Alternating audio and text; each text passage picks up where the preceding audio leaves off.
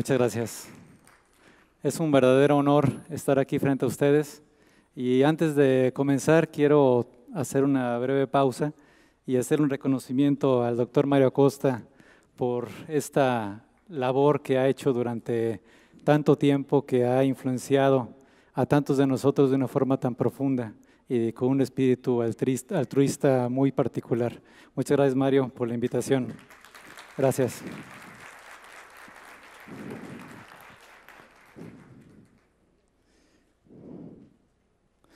Bien, pues el tema que Mario me asignó para el día de hoy es el tema de capilarioscopía cerebral, que se llama Primeras experiencias y posibles aplicaciones.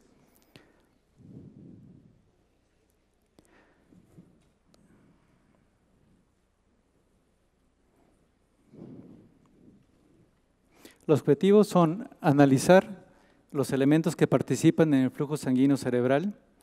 Enseguida, la relación entre el flujo sanguíneo cerebral y el metabolismo, que en el cerebro tiene unas características muy específicas, y si el flujo capilar se controla directamente para cubrir las demandas de energía del parénquima. Después vi una parte menos teórica y más práctica en la que les voy a mostrar las primeras aproximaciones del uso del capilarioscopio directamente en la corteza cerebral y al final conclusiones y futuras direcciones. No tengo ningún conflicto de interés que reportar. En 1890, Roy y Sherrington publicaron un artículo muy importante en el que concluyen que el flujo sanguíneo cerebral está regulado intrínsecamente por los productos del metabolismo energético para ajustarlo a las cambiantes demandas metabólicas asociados con los cambios en la actividad funcional del cerebro. Después, algunos hallazgos subsecuentes nos dicen que el flujo sanguíneo cerebral se eleva por un aumento de la PCO2, por una caída del pH o una disminución de la PO2, que son las consecuencias conocidas y esperadas del aumento del metabolismo energético, y al revés, la reducción de los efectos opuestos, o sea, una caída de la PCO2, un aumento del pH o un aumento de la PO2 en presencia de músculo liso, han propiciado todavía mucho más apoyo a esta teoría ampliamente conocida y comprobada. Sin embargo, hay otras sustancias endógenas capaces de afectar el flujo sanguíneo cerebral. Por ejemplo, tenemos los neurotransmisores, neuromoduladores, tenemos el óxido nítrico, la adenosina, nucleótidos de adenina, el potasio, las prostaglandinas y, por supuesto, el péptido intestinal vasoactivo, entre otros. Se ha sugerido que los astrocitos contribuyen con la actividad neuronal, aumentando el flujo sanguíneo y al suministro de fuentes de energía. Debido a que las arterias y las arteriolas en general sabemos muy bien que son ricas en células musculares lisas vasculares y que los capilares verdaderos no contienen ninguna, por lo tanto se piensa que las arterias y las arteriolas son consideradas por la mayoría de los investigadores que son los principales vasos implicados en el acoplamiento del flujo sanguíneo cerebral con la demanda del metabolismo. Sin embargo, informes recientes sobre la contractilidad del pericito han sugerido que el flujo sanguíneo cerebral puede también ser controlado en vasos más periféricos, como lo vamos a ver más adelante. Dado que la contribución de los capilares a la resistencia vascular total es relativamente baja en el cerebro, el flujo sanguíneo cerebral bruto, por lo tanto, debería de ser, en teoría, controlado principalmente por las arterias y arteriolas, aunque hay factores neurológicos involucrados. Vamos a ver cuáles son los factores candidatos involucrados en el control del flujo sanguíneo cerebral. Y la división es muy simple, es en base a su ubicación anatómica. Los vamos a dividir en tres. Tenemos primero los componentes intravasculares, en segundo, los componentes vasculares y en tercero, los componentes del parénquima. Vamos a hablar por separado de cada uno de ellos. Primero, los componentes intravasculares. Aquí vamos a hablar de todo lo que está dentro de los vasos sanguíneos. Entonces, son los eritrocitos, los neutrófilos, macrófagos, linfocitos, plaquetas, fibrinógeno, etcétera, como algunos factores de coagulación, pueden afectar el flujo sanguíneo capilar. En la microcirculación, la densidad y la velocidad de los eritrocitos difieren entre los capilares. Hay un estudio del que vamos a platicar más adelante para ver cómo la heterogeneidad de los componentes intravasculares pueden dar una diferencia muy importante en la resistencia de las arterias y el flujo sanguíneo. Otros mediadores químicos como el ATP pueden afectar la circulación de las células endoteliales. Y hay una interacción muy clara entre la superficie luminal y las células endoteliales, y este es un segundo mecanismo autorregulatorio ubicado a nivel capilar. Componentes vasculares. Las células endoteliales y los pericitos son los principales componentes celulares más importantes dentro de este apartado de los componentes intravasculares. Recientemente se han divulgado algunos resultados en que los pericitos participa de una forma muy activa, por lo menos en estudios experimentales en animales. Las células del músculo liso vascular se han encontrado ampliamente en las arterias capilares, pero se piensa que también podría controlar de algún mecanismo flujo arriba de los capilares. Los pericitos son los elementos más importantes, también se llaman las células de Rouillet, o células también murales, son células contráctiles, que es una característica muy importante, que envuelven alrededor de las células endoteliales, de los capilares y de las vénulas en todo el cuerpo, no exclusivamente en el cerebro, sino en todo el cuerpo. Tienen la característica de que se incrustan en la lámina basal, donde se comunica con las células endoteliales de todos los vasos sanguíneos más pequeños del cuerpo, por medio de un contacto físico directo, y que tiene un mecanismo de señalización parácrina. Por último, los componentes del parénquima. Se ha reportado que las neuronas en el parénquima y los astrocitos controlan el flujo sanguíneo a nivel de las arterias y las arteriolas y también pueden estar involucradas a nivel capilar. La microglia puede afectar el flujo sanguíneo en condiciones tanto fisiológicas como patológicas y más adelante les voy a mostrar algunos casos al respecto. Y también algunas neuronas terminan en los capilares, que ese es un descubrimiento relativamente reciente de los 70s que cambia el concepto de la unidad neurovascular. Entonces, para poder ejercer un control efectivo necesitamos dos especies de aparatos. El primero es un aparato que vigile, que supervise la demanda sanguínea. Por lo tanto, recaba la información y la transmite. Esto tiene que ver con la actividad de las neuronas, la hipoxia, la isquemia, la perfusión, hipoglucemia, etcétera. Y en segundo término necesitamos un aparato efector, un aparato mecánico que sea capaz de regular el flujo sanguíneo capilar.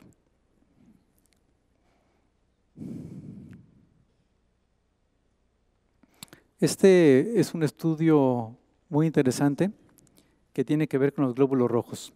Los glóbulos rojos son un factor muy importante que tiene que ver con la velocidad de flujo, es uno de los factores intravasculares. Hay un artículo de Tomita en el que informa que la velocidad de los glóbulos rojos no es constante dentro del capilar o en diferentes capilares, y la velocidad de los glóbulos rojos de los capilares de la corteza cerebral, por lo menos de la rata estudiada, tenía una variabilidad de 1.96 más 1.26 milímetros por segundo. Sin embargo, el 7% de los capilares, que eran morfológicamente idénticos al otro 93%, tenía una velocidad de flujo distinta que tenía que ver con las demandas metabólicas del cerebro. Por lo tanto, a misma cantidad de glóbulos rojos y mismos capilares puede haber condiciones de uso distintas, y es un concepto, me parece, formidable y sobresaliente, del que vamos a platicar más adelante ya en los casos clínicos. Los pericitos. Es también bien conocido por medio de estos estudios en animales que son muy heterogéneos desde el punto de vista molecular. Esta es una gráfica que hicieron estos investigadores de los pericitos de la rata, que es un ejemplo muy clásico de la microcirculación periférica. Los pericitos del cerebro además tienen algunas características un poco distintas a las del resto del cuerpo. Por ejemplo, son negativos para la actina, y también, que es la que está presente en el músculo liso, y también suelen ser negativos para la desmina, que eso los distingue del resto de los capilares del cuerpo. Ahora vamos a platicar de los astrocitos. La mayor actividad de las neuronas, en especial de la sinapsis, induce una elevación del calcio en los astrocitos vecinos. Hay un efecto como autócrino regional. Los astrocitos, con sus pies terminales, se extienden hasta la membrana celular interna, y pueden controlar también por medio de un mecanismo neurológico el flujo sanguíneo cerebral. Esto ha provocado que cambie el concepto de lo que es una unidad neurovascular. Las neuronas, los astrocitos y los componentes de los vasos se consideran como elementos estructurales funcionales de esta unidad neurovascular, y así es como se define actualmente esta unidad. La unidad neurovascular se encuentra extensamente localizada a lo largo de todas las células musculares lisas para la dilatación y constricción de las arterias y arteriolas, pero normalmente no se ha identificado en los tubos capilares. Otra parte muy importante de todo este aspecto es el control neuronal. Anatómicamente, las arterias son inervadas por las neuronas tanto extrínsecas como intrínsecas, aunque la significación del control nervioso del flujo sanguíneo, bajo condiciones patológicas como fisiopatológicas, no se entiende completamente, y ahí es donde me parece que puede ayudarnos el capilaroscopio. Las neuronas intrínsecas, que se unen directamente a las paredes de los vasos, se reportan incluso hasta nivel capilar. Debido a que los pericitos tienen algunos receptores para los neurotransmisores, las neuronas que están alrededor de los capilares pueden activar los pericitos y de esa forma pueden influenciar el flujo capilar regional. Por eso se puede adaptar tan rápido los cambios metabólicos. Ahora vamos a platicar de un esquema muy interesante que es el modelo de integración de las señales de las áreas de activación neural. En este esquema puede haber varios elementos de los que ya hemos platicado. En letra roja tenemos los elementos que integran la función del control vascular, mediada por los elementos neurales. Tenemos aquí con la letra A la arteria pial, la arteria penetrante, con la C la arteria precapilar y con la D lo que se conoce como el verdadero capilar. Abajo tenemos aquí en conjunto la A más B, las áreas de activación neural, estas dos zonas donde hay una influencia directa al sistema nervioso. Este es el orden, el flujo sanguíneo. Luego tenemos aquí también las áreas de señales integradas, que es el A más B. ¿Sí? El flujo sanguíneo va en esta dirección. Y aquí a la derecha tenemos el modelo de integración. Aquí tenemos ya la arteria pial. Aquí estamos viendo que la conductancia de la activación neural de la arteria proximal va ahora en este sentido de forma esquemática que está representado. Entonces el orden de activación en este esquema va de arriba hacia abajo. Entonces tenemos aquí primero la arteriola, el flujo sanguíneo, se controla con señales de los pies terminales de los astrocitos, demostrado en este esquema con las flechas negras. Y a través de los cambios en el tono del músculo liso, los pies terminales provocan una influencia hacia el espacio vascular, por lo tanto se puede dilatar o contraer a voluntad.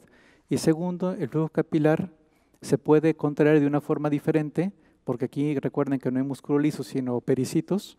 También tenemos este control directamente de las señales de la periferia a través de las terminales de los astrocitos, directamente sobre los pericitos que son contráctiles, y de esa forma entonces los capilares también pueden contraerse o dilatarse. Bueno, todo esto se resume ya de una forma más simple en este esquema. Aquí tenemos que el pie terminal de los astrocitos puede influenciar, ya dijimos, al músculo liso. Aquí está la activación neural y a su vez, aquí no hay ninguna señal, entonces el flujo se mantiene constante, y aquí si hay alguna señal, entonces se dilata y aumenta el flujo sanguíneo. Bueno, ahora vamos a platicar ya de cómo he utilizado esta nueva herramienta que es el capilarioscopio para tratar de entender todos estos fenómenos circulatorios. Hace unos minutos en el taller que precedió a esta plática, les comentaba que la mayoría de los estudios que se han hecho a nivel histológico, por supuesto, son ex vivo, ya no es en el tejido vivo. Por lo tanto, no son estudios dinámicos. Entonces es muy complicado entender la circulación sanguínea, sobre todo en un órgano tan complejo como es el cerebro, cuando no está funcionando. Y en esa parte es donde el capilarioscopio se podría comportar como una herramienta de barrera que nos puede permitir entender mucho mejor todos estos fenómenos directamente estudiados en vivo. Ojalá que lo encuentren interesante. Les voy a presentar dos casos. El primero es un caso de un masculino de 56 años, con un síndrome convulsivo de inicio tardío, sin ningún antecedente de importancia importante, no es diabético, no hipertenso, no hay ninguna comorbilidad significativa, y empezó 2 años previos con algunas crisis convulsivas tónicas clónicas generalizadas, inicialmente muy aisladas, y después se convirtieron en mucho más recurrentes, comenzamos a ser refractaria a tratamiento médico, y en esas condiciones como nos conocimos en el consultorio. Entonces le hice una resonancia y descubrimos que tenía un glioma de bajo grado. Después de la cirugía se reportó como un astrocitoma grado 2 en la parte mesial del lóbulo temporal, involucrando el tallo temporal y una extensión un poco hacia el ápice de la ínsula del lado izquierdo, que además es hemisferio dominante en un paciente diestro. Estas son las imágenes más representativas. Entonces, como pueden ver aquí en el, perdón, casi no se nota el señalador, aquí en esta parte de la punta del lóbulo temporal, donde corresponde a la amígdala, tenemos una infiltración neoplásica que se extiende hacia el polo temporal, hacia el plano temporal y hacia la primera circunvolución temporal del lado izquierdo, pero también a través de este fascículo se comienza a difundir hacia la parte apical de la ínsula, que son estructuras pues extremadamente sensibles. Entonces a este paciente le hice una cirugía funcional para resecar la mayor cantidad posible de este tumor, respetando todas las funciones cognitivas que están localizadas, sobre todo que tienen que ver con la memoria, con algunos hábitos, con movimientos automáticos, con deglución, con lenguaje. Y antes de comenzar la resección, previa autorización del paciente por medio de un consentimiento informado y entendido, le apliqué el capilarioscopio. Este fue la primera vez que lo utilicé. Entonces van a ver que tenemos, por ejemplo, aquí unos problemas que se tienen que resolver, espero que más adelante. Uno de ellos es este artefacto. Aquí ven unas manchas blancas. Acá para señalar. ¿Sí? Sí, está mejor. Gracias. Bueno. Gracias, Mario. Entonces, lo que les quería resaltar es que esto que ven blanco aquí realmente son artefactos luminosos, es por la funda del capilarioscopio. Como tiene que estar estéril, a diferencia de la aplicación en la piel, tenemos que protegerlo con algo que lo aísle, entonces nos da este reflejo. Entonces, todo esto, ignórenlo, pero los que le quiero mostrar es, primero, así es como se veía la corteza cerebral del paciente. En este momento, justamente, le pedí al paciente que hablara.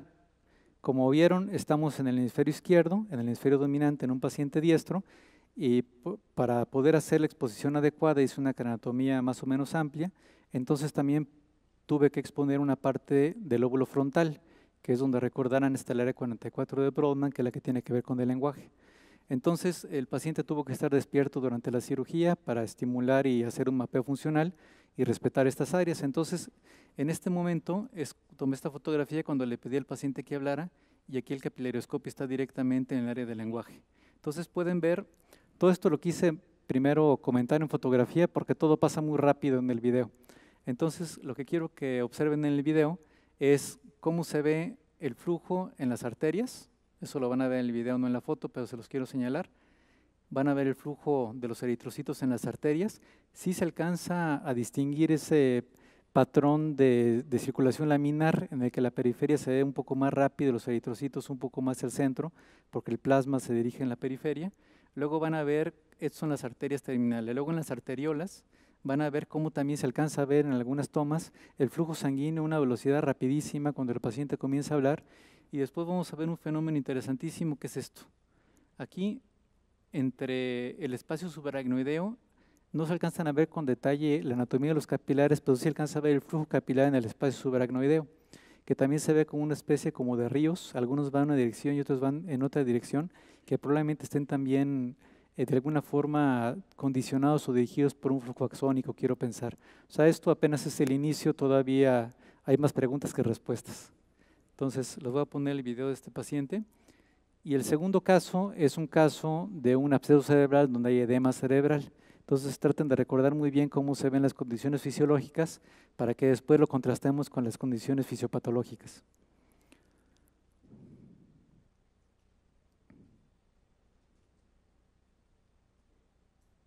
Okay. Entonces, alcanzan a ver aquí el flujo de los glóbulos rojos periarterial, en los capilares en el espacio subaracnoideo. Se ve como un parpadeo, pero realmente es el flujo de los glóbulos rojos que va a una velocidad extremadamente rápida, que está muy difícil de cuantificar cuando el paciente comienza a hablar. Aquí alcanzamos a ver en las arteriolas el flujo de los eritrocitos un poco más lento que como lo veíamos en la parte del lenguaje donde el paciente está hablando.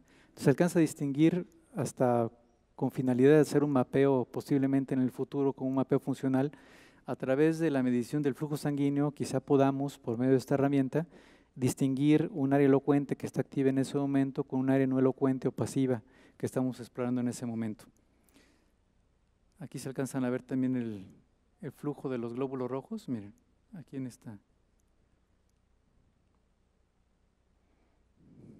Ahí hice diferentes como barridos para tratar de delimitar, pero vean este como río de los glóbulos rojos que va siguiendo a la arteriola terminal en el espacio subaracnoideo, donde están localizados los capilares. Entonces, esta parte de la corteza no tiene infiltración del tumor.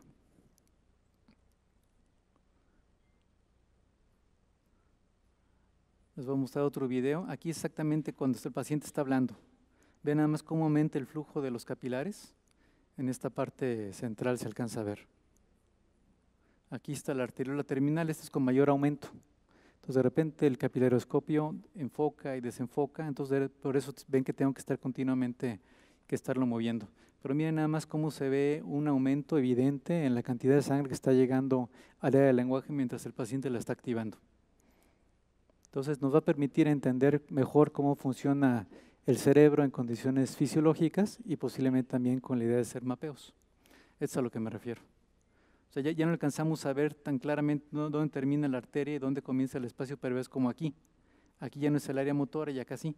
O sea, el área motora del lenguaje me refiero. Bueno, el segundo caso, y es alguien que tiene una patología mucho más difusa, donde la capilaroscopía nos va a mostrar cambios muy evidentes en el flujo. Entonces, es un masculino de 32 años, diestro, un abogado altamente productivo, que 6 días previos inició con cefalea intensa, un cuadro mucho más rápido que la evolución del otro paciente, automedicado con analgésicos. Después notó que ya comenzaba a tener una hipoestesia hemifacial del lado derecho, hipoestesia del miembro torácico, luego hipoestesia también del miembro pélvico, hasta completar una hipoestesia y hemiparesia corporal, fascio corporal del lado derecho, sin antecedentes tampoco importantes. A la exploración, los datos que ya había escrito el paciente durante el interrogatorio se confirman, hipoestesia hemifacial y del miembro torácico derecho. También el paciente mostraba parafasias y una fascia motora expresiva que en algunos momentos sí le dificultaba expresar el lenguaje, no entenderlo, pero sí expresarlo. Por supuesto, las vías piramidales tomadas con una respuesta plantar extensora, el signo de Babinski. Entonces, ese es el resultado de la resonancia magnética. Recuerden que este es el lado derecho, este es el lado izquierdo, el paciente es diestro, por lo tanto este es el hemisferio dominante, y justamente tenemos esta lesión que finalmente correspondió a un absceso cerebral con su pseudocápsula, pero con una soma de edema perilesional muy amplio.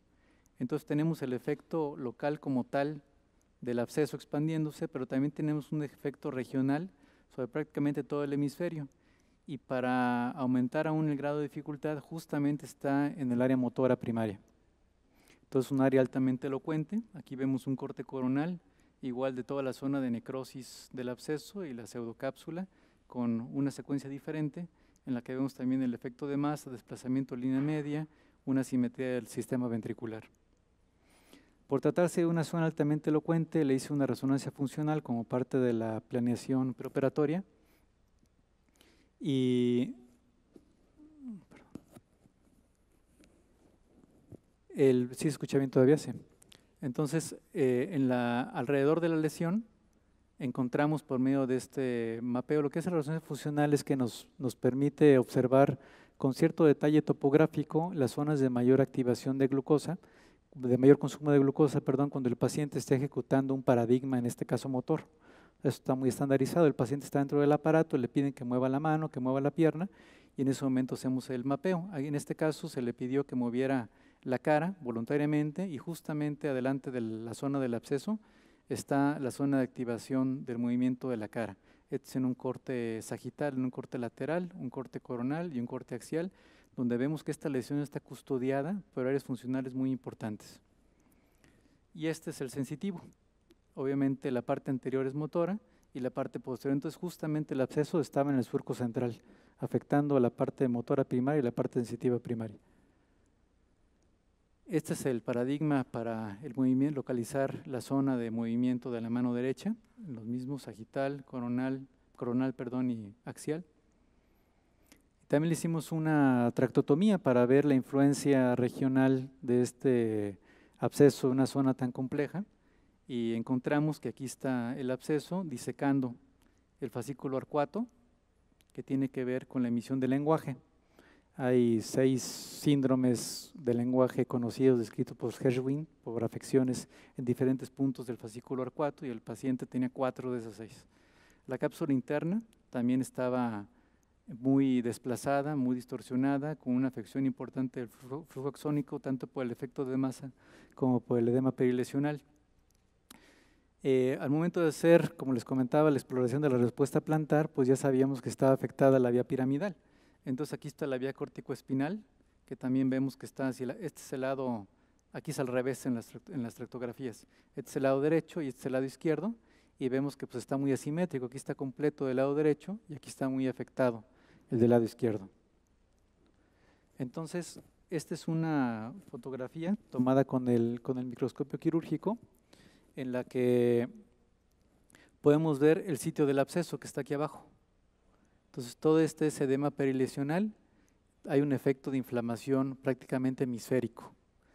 Y aquí ya pueden ver que se ve las arterias, las arteriolas y de repente como amputadas. Ya no alcanzamos a ver en dónde terminan hacia vasos más pequeños por el efecto del edema. Por lo tanto, es bien conocido que en condiciones patológicas, sobre todo cuando hay edema cerebral tan severo como el que tiene este paciente, tenemos varios fenómenos de disautorregulación del volumen sanguíneo. Aquí primero, a la izquierda, tenemos el volumen normal de la sangre en un esquema muy simplificado. Está la vénula, está la arteria y aquí están los capilares intermedios.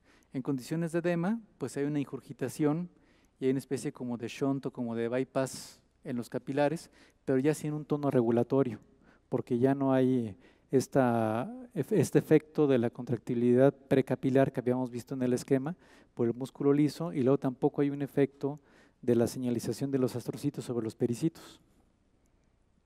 Y este es uno de los videos más representativos. Fíjense cómo aquí ya no vemos con dificultad, de repente podemos ver algunos eritrocitos desplazarse por adentro de las arterias, pero en las arteriolas ya nos cuesta mucho trabajo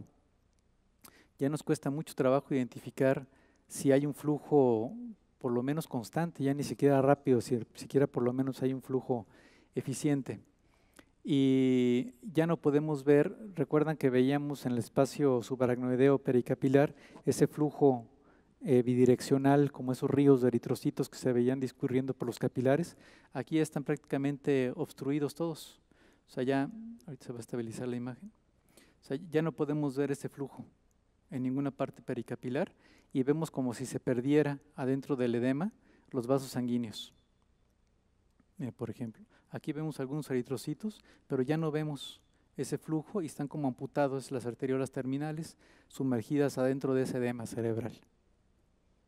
Entonces aquí podemos diferenciar hasta dónde llega el edema y dónde comienza ya el tejido sin efecto de compresión, con un flujo sanguíneo normal por medio de esta herramienta. Entonces, como platicábamos, no solamente es el efecto mecánico del vaso sanguíneo o de las necesidades metabólicas del cerebro, sino que tenemos varios factores que cada uno de ellos puede contribuir de una forma significativa en el resultado final del flujo sanguíneo cerebral.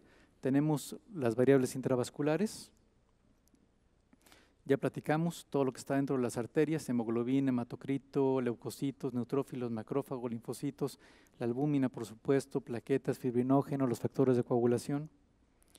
Luego tenemos también variables sistémicas y parenquimatosas, por ejemplo, la saturación de CO2, de oxígeno, de glucosa, la temperatura, las neuronas pericapilares, astrocitos, microglia y la comorbilidad. Por ejemplo, también cuenta mucho si el paciente tiene aterosclerosis, si es hipertenso, si es diabético, si toma algunos otros medicamentos. Entonces, todo eso nos afecta mucho la circulación y son variables que todavía no están completamente medidas y no conocemos el peso específico de cada una de ellas y mucho menos la posible combinación entre las diferentes variables. Tenemos también las variables vasculares, la cantidad de los capilares corticales por centímetro cúbico, que todo esto hay que medirlo mientras se hacen estos registros de capilaroscopía. Esto apenas es el inicio de un protocolo de investigación. O sea, ahorita hay mucho más preguntas que respuestas, pero esa es la dirección a la que lo estamos llevando. La forma de los capilares, la cantidad y forma de las papilas capilares, ángulo entre los capilares, dirección de los capilares, tamaño de los capilares, presencia o ausencia de la capa basal, células endoteliales en los capilares, los pericitos, el color, la velocidad de flujo, la presencia o ausencia de colágeno, de hemoglobina, porque de repente también tenemos pacientes que tienen microhemorragias pericapilares. El patrón de distribución entre las capas citoarquitectónicas, ya decíamos también que el cerebro, según su desarrollo filogenético, puede tener 3 capas en la arquicorteza o puede tener 6 capas en la neocorteza, y eso también nos da patrones vasculares distintos.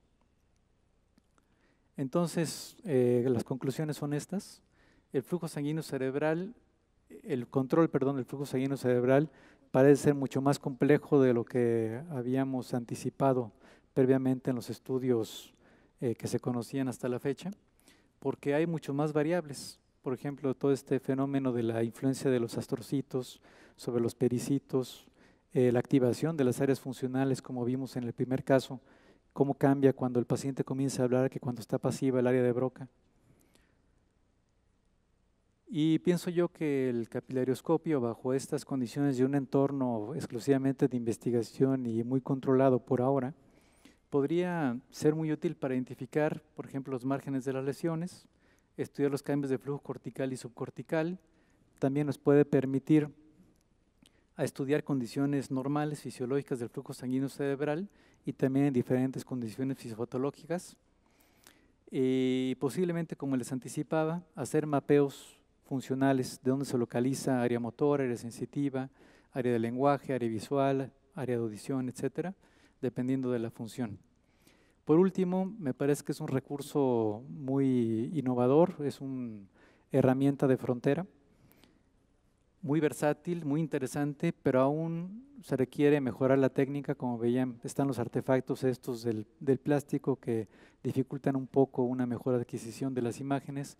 También el escaneo es muy sensible al movimiento, hay que mejorar también esa técnica y por lo tanto también pues necesitamos comprender mejor también las limitaciones y sus posibles aplicaciones. Pues muchas gracias nuevamente.